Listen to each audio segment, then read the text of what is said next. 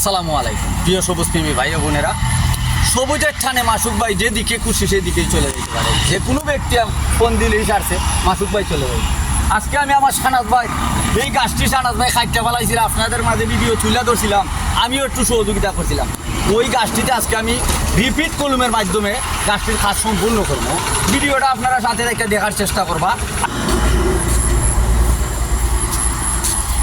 এই যে আমি একটা ফালি কইরা নিলাম, দেখতে পাচ্ছেন ফালিটা আমি করছি যে ঠিক বড় গাছে এইভাবে ফালি কইরা ভিতরের আবরণটা একটু ছাকুদি উঠে নিতে হইব। কেউ ভাইরা আমি 3টি সায়ান বসিয়ে দিচ্ছি, 3টি সাইড নির্ণয় করে। আরেকটি ঘর আমার আছে, আরেকটি সায়ান আমি তৈরি করে নিছি আপনাদের সামনে। এই যে দেখেন কীভাবে আমরা সায়ানগুলো তৈরি করে নিই। সবসময় বললে থাকি একদিন আপনার বাড়ি থেকে কাজ করে দেই মু, দ্বিতীয় দিন আপনি আমার কুচ বানাই। যে দেখেন আপনি নিজের কাজটা নিজেই করে নিবা।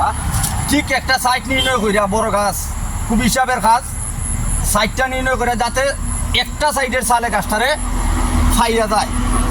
আপনারা দেখতে পাচ্ছেন আমি সাইনগুলো বসাইয়া সুন্দর করে পলি বেঁধে দিছি, কিন্তু এখানে একটা ক্যাপের প্রয়োজন। ক্যাপটা আমাদের হাতে এই মুহূর্তে নাই, এই জন্য একটা পলি দিয়ে ডাইকা রাখলাম।